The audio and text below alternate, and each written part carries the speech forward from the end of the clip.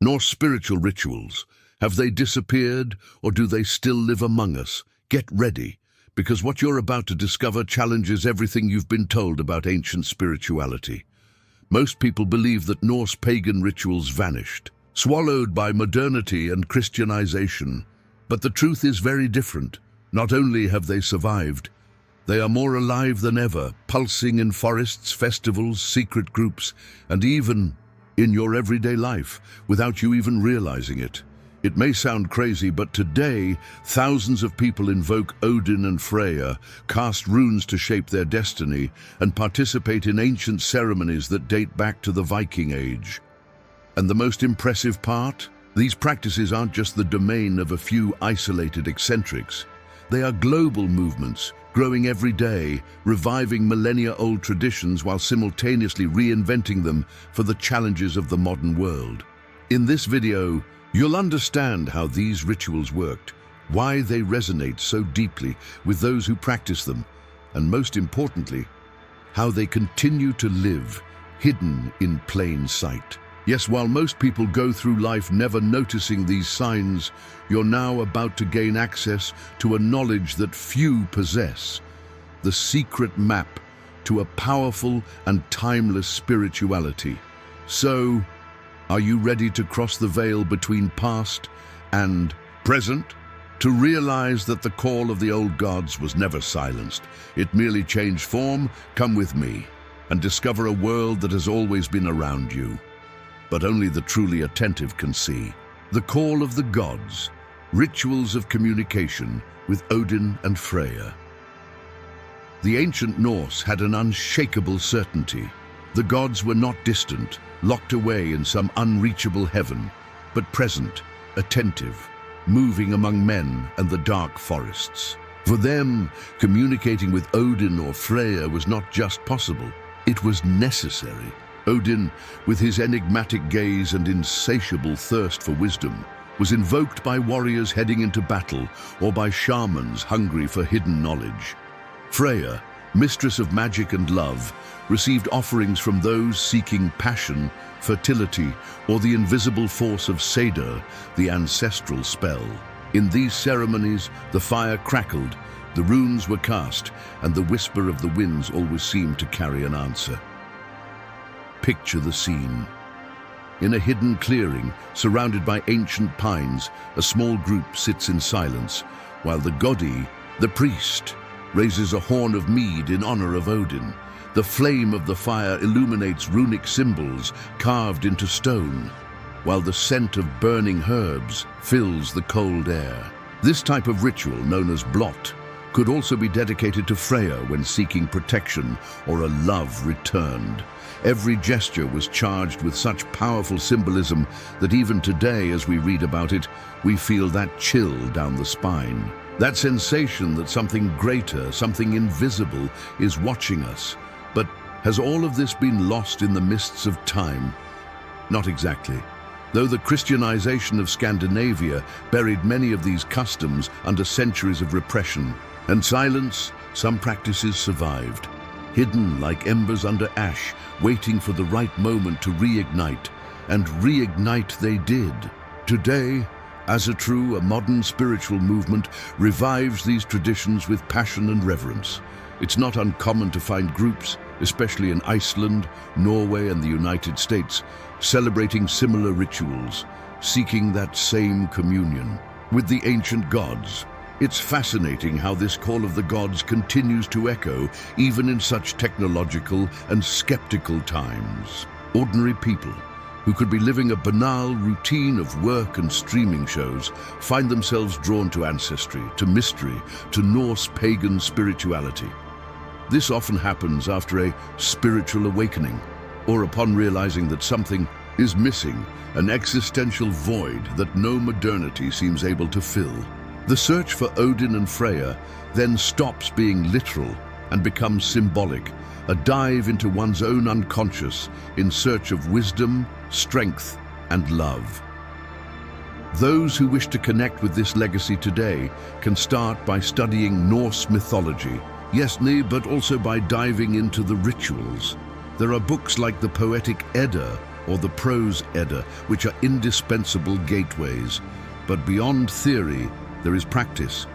Guided meditations focused on the qualities of Odin and Freyja, small, ceremonies at home with candles, herbs like mugwort, and runic symbols. Nothing stops you from lighting a candle in your living room and invoking these ancestral forces if you wish to experience this connection that transcends millennia.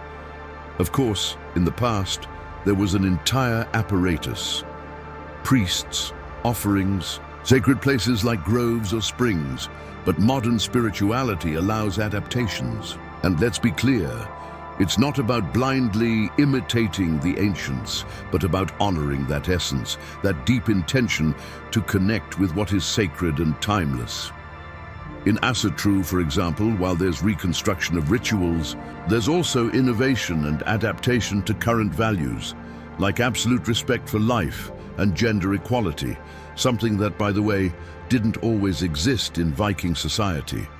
And it is precisely this fusion of the old and the new that makes these rituals so fascinating to those who watch or dare to participate.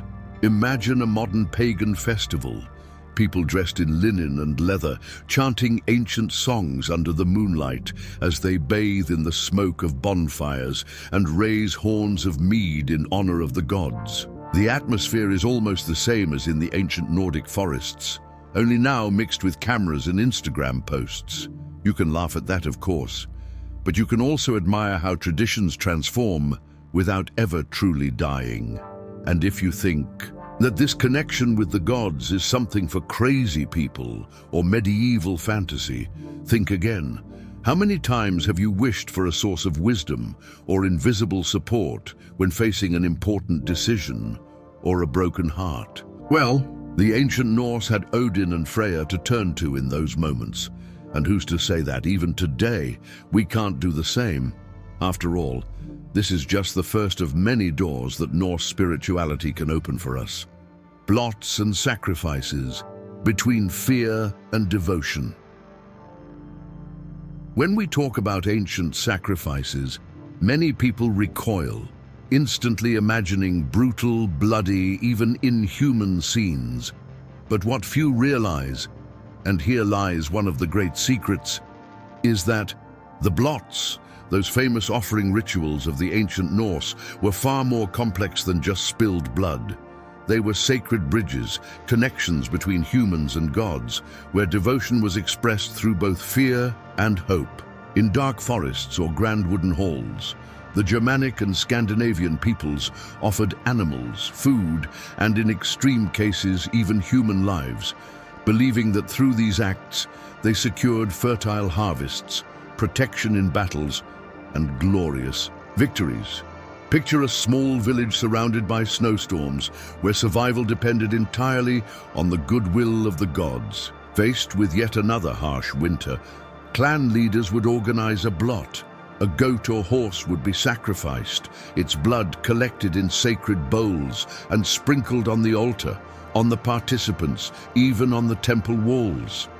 It was a striking scene, of course, but also one of profound sacredness, a pact between worlds. In this context, fear was not paralyzing, but a force driving the ritual, a constant reminder of human fragility against the elements.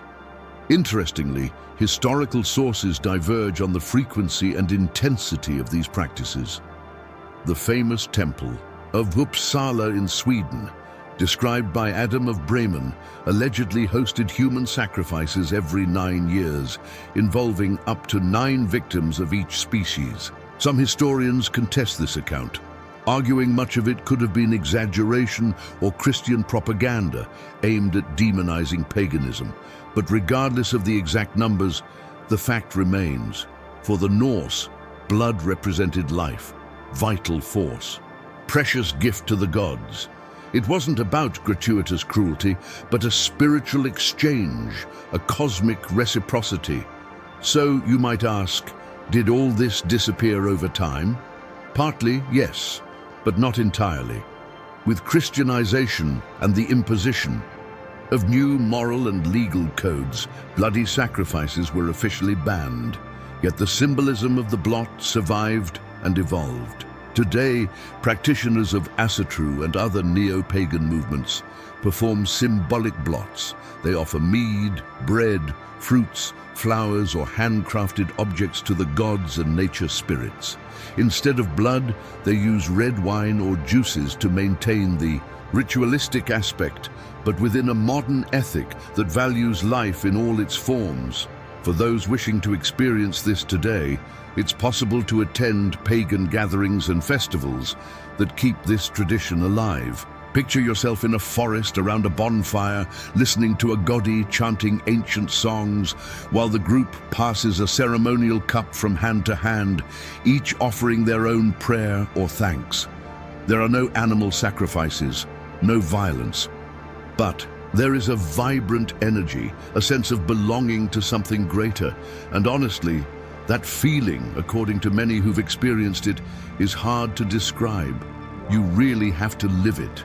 It's fascinating to see how fear, which once drove physical sacrifice, has now given way to conscious devotion.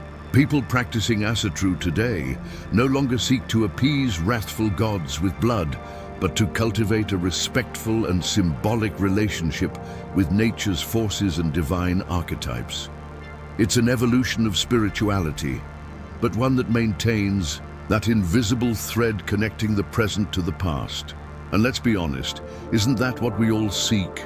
A meaning, a connection, a practice that makes us feel part of something greater and timeless?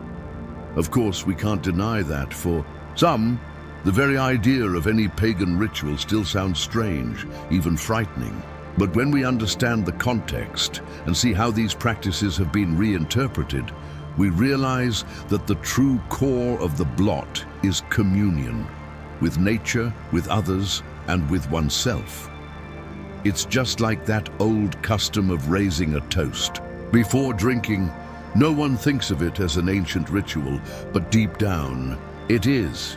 Every sip, every spoken word carries centuries of history that often go unnoticed, and it's precisely this hidden beauty within the details that leads us to the next point: the instruments used by the Norse to decipher the signs of the gods and of fate. If the blot represented the offering, the surrender, the next aspect represented the attentive gaze towards what the gods had to say. The runes and the veil of fate, Nordic divination rituals. The ancient Norse didn't see runes merely as a writing system, but as mystical keys that open portals between the visible and the invisible. Each rune was a symbol charged with power, a concrete expression of the forces that ruled the cosmos and human life. For them, casting runes wasn't a game or pastime, but a serious and sacred ritual, capable of revealing hidden truths, predicting the future, or even altering fate itself. Imagine the impact of that. Instead of surrendering to chance, they sought to interpret the signs, deciphering the messages that the gods, especially Odin, had hidden within the rune marks. And it's no coincidence that Odin is the supreme patron of the runes. According to legend, he sacrificed himself by hanging from Yggdrasil, the world tree, for 9 days and 9 nights, wounded by his own spear, in search of ultimate knowledge. At the end of this ordeal, the runes revealed themselves to him. This myth isn't just a beautiful story, it's an invitation to reflect on the price of wisdom. Anyone who truly wishes to know their fate must have the courage to face suffering, doubt, and fear. That's why every rune divination ritual, from ancient times to today, carries this atmosphere of solemnity, of deep reverence. In practice, the rituals could vary. Some used small stones or pieces of wood with rune symbols carved into them, casting them onto a cloth or a sacred surface, such as a smooth stone or an animal hide. The pattern of how they fell, their combinations, and the position of the runes were then interpreted by someone trained, a völva in the case of female shamans, or a sidemadr if it was a man practicing cider, the Norse magic. These specialists didn't just read the runes, They knew how to invoke the forces associated with them, often chanting or performing small symbolic sacrifices to enhance the reading. And for those who think this custom died out over the centuries, they are deeply mistaken. The runes remain very much alive in the imagination and spiritual practices of today. Many modern practitioners of Norse spirituality, or even people connected to esoteric traditions, still use runes as a personal oracle. There are even smartphone apps for casting digital runes, but of course, the most traditional prefer the good old wooden or stone sets, handcrafted and consecrated in ritual. It's curious, and even a bit poetic, to see how something born over 1,000 years ago still finds a place in the era of algorithms and artificial intelligence. For those who feel curious and want to start exploring this universe, there are excellent books and study materials. Runes, the Icelandic Book of Futhark, or Taking Up the Runes, are indispensable modern references. But more important than reading is conscious practice. It's not enough to memorize the meanings of each rune as if they were quiz answers. You must live them, reflect on them, allow the symbols to speak. A good exercise is to create a small personal ritual. Upon waking, choose a rune, meditate on it throughout the day, observing how that symbol manifests in your actions and thoughts. And here's something curious. Although runes are mainly associated with predicting the future, their true power lies in the ability to guide decisions in the present. Instead of asking, "What will happen?" the reflective practitioner asks, "How should I act?" or "What aspect of myself needs strengthening?" It's a powerful shift in perspective, transforming the divination ritual into a tool for self-knowledge and personal evolution. Like a wise counselor who, instead of giving ready-made answers, offers clues, signs, subtleties that you must decipher and integrate into your journey. And it's fascinating to realize that, just as the ancient Norse sought to unveil the veils of fate by casting runes under the starry sky, today many people, perhaps even you, feel that same desire. To better understand the course of life, to prepare for challenges, and maybe even influence their own path.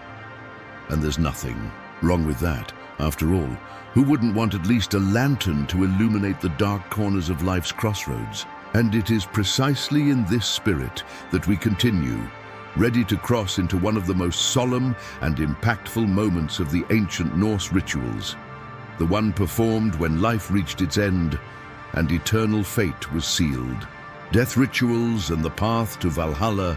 Among the ancient Norse, death was not the end, but a crossing, a rite of passage to spiritual realities that transcended the physical world.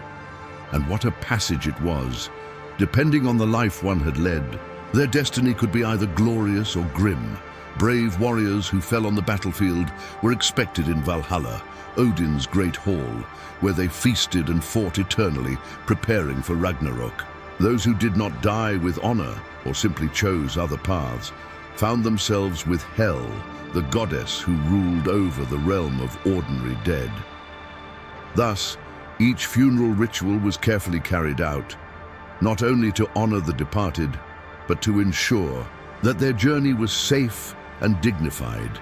Picture the scene: a ship carrying the body of a warrior, adorned with weapons, jewelry, and personal belongings, silently gliding down an icy river as torches light up the night and funeral chants echo through the trees. In some cases, this ship was set aflame, sending the deceased to the afterlife amid fire and smoke like a comet streaking across the North sky. This is the famous Viking funeral, immortalized in films and series, but in reality, it varied greatly from region to region. Some communities preferred to bury their dead in monumental tombs, with large standing stones marking the site, as if to forever fix the presence of the one who had passed. What's most fascinating is how every object placed with the deceased had a spiritual purpose. Weapons to keep fighting, Coins to pay symbolic tolls in the world of the dead, even sacrificed animals to accompany them on the journey. All of it was part of a complex belief system where life after death was not an uncertain mystery, but a certainty as concrete as the mountains and fjords. And most interesting of all, the community actively participated in this process with banquets, lamentations, and sometimes even duels in honor of the departed. For them, death was a spectacle, but also an act of love and respect. And today, have this understanding of death and the rituals surrounding it vanished? Not exactly. Although ship cremations are no longer common, except in ceremonial events or historical reenactments, the essence of this worldview remains very much alive in many aspects of contemporary spirituality. Neo-pagan groups, especially practitioners of Ásatrú, hold farewell ceremonies that evoke this deep respect for the cycles of life and death. In some cases, symbolic funerals with miniature boats are performed, accompanied by ancient chants and offerings. What may have changed is how we perceive death itself. In modern society, death is often hidden, denied, seen as taboo. But the Norse faced finitude with an impressive naturalness, celebrating the memory of those who passed as a fundamental part of the continuity of the clan and the cosmic order. It was not just a lament, but a proud acceptance of fate. And perhaps there is an important lesson here, to learn to deal with loss and endings, not as absolute tragedies, but as inevitable and even sacred transitions. For those seeking to reconnect with this perspective, there are many possibilities. Participating in pagan festivals where these rites are reenacted is one. Another, more intimate, is performing small memory rituals for ancestors, lighting candles, offering flowers or food, and meditating on the continuity of life through generations. Simple practices, yet loaded with meaning, reminding us that even after physical death, a presence remains, whether in the memory of the living or in some spiritual dimension beyond our comprehension. And look, this robust perspective on death and the afterlife continues to influence films, books, music, and spiritual movements to this day. The idea of a Valhalla, of eternal heroes, is constantly evoked as a symbol of courage, honor, and transcendence. It's not uncommon to see tattoos of Viking warriors or references to Yggdrasil as a way to affirm a connection with this worldview. Thus, even though flaming funeral ships are now rare, the symbolic fire they represented still burns, warming the hearts of those who seek a life and a death with more meaning. And if you think about it, that farewell ritual wasn't the end, but the beginning of a new stage. Just as we now arrive at yet another surprising rebirth, the resurgence of Norse rituals in modern times, where ancient traditions gain new life and new meanings. The revival of Norse paganism, rituals that still live. On who would have thought, right? After centuries of repression and oblivion, Norse pagan rituals have not only survived, but are experiencing a vibrant and surprising revival. Movements like Ásatrú, which emerged in Iceland in the 1970s, have brought back ceremonies that once seemed lost in the mists of history. Today, thousands of people around the world gather to celebrate seasonal festivals, honor the ancient gods, and practice rituals that evoke the same reverence for nature's cycles that once defined the old Viking tribes. What's fascinating is how this revival delicately balances faithfully rescuing the past while reinterpreting rituals through the lens of modern values. At many of these gatherings, held in forests, parks, or even backyards, the atmosphere is carefully crafted. Bonfires crackle, mead horns are passed from hand to hand, while invocations are chanted in ancient languages or their contemporary translations. Often people dress in Viking-inspired outfits, linen tunics, furs, and rune accessories. But contrary to what many might think, this is not a costume party or a mere aesthetic indulgence. Every element has a purpose, an intention, a sincere attempt to reconnect with a simpler way of life, more integrated with the earth and the cosmos. On the other hand, it's impossible to ignore the heated debates that arise within this movement. Some purists argue that the rituals should be practiced exactly as they were during the Viking Age, with every historical detail strictly respected. Others, more flexible, believe that spirituality is something living, dynamic, and that trying to freeze it in time goes against the very essence of the ancient Norse, who were masters of adaptation and survival. This clash raises an uncomfortable but necessary question. Are we witnessing a faithful resurrection or a new interpretation? And does that really matter? What stands out is how these modern rituals continue to awaken in participants that primal sense of belonging. Taking part in a blot or a stumble today can be as transformative as it was 1,000 years ago. There, before the fire, surrounded by people who share similar values, many say they feel an almost tangible connection with their ancestors and with nature itself. And let's be honest, in a world so fragmented, so dominated by speed and superficiality, finding a space where you can simply breathe, contemplate the moon, hear the crackle of burning wood, is an invaluable gift.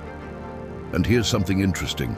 This revival of Norse rituals is not limited to Scandinavian countries. On the contrary, it has spread globally, reaching communities in North America, Western Europe, Latin America, and even Australia. Each group, of course, adapts the practices to fit their reality, climate, and local culture.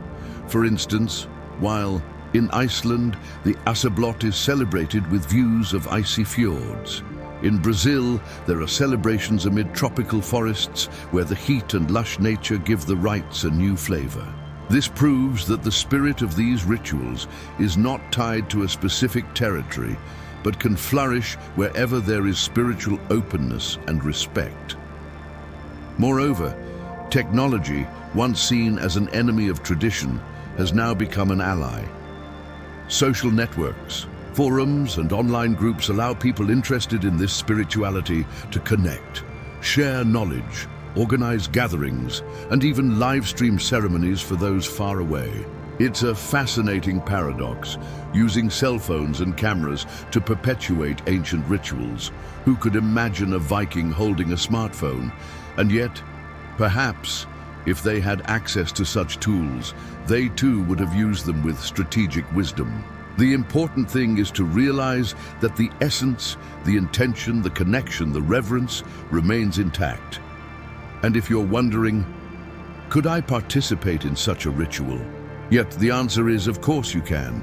Many groups welcome curious individuals and sympathizers, promoting public gatherings, workshops, and community celebrations. There's no need to have Norse blood running through your veins or to know the ancient sagas by heart. What's essentially required is respect, an open heart, and a willingness to learn. Taking part in a modern pagan ritual can be an enriching experience, not only spiritually but also culturally, expanding horizons and breaking down prejudices. And let's be honest, there's no more powerful feeling than realizing that traditions, which seemed buried by time, still live, pulsing, reinventing themselves and influencing lives across the world. But the most fascinating thing of all is realizing that, even after this entire journey through Norse history and spirituality, one question still lingers. Did these rituals truly disappear, or have they always remained alive, simply waiting for someone to listen to them again? And now tell me, after diving into this fascinating universe, how do you see the Nordic spiritual rituals? Did they really disappear? Or have they always lived on silently, just waiting for someone with sensitivity, like you, to be willing to listen?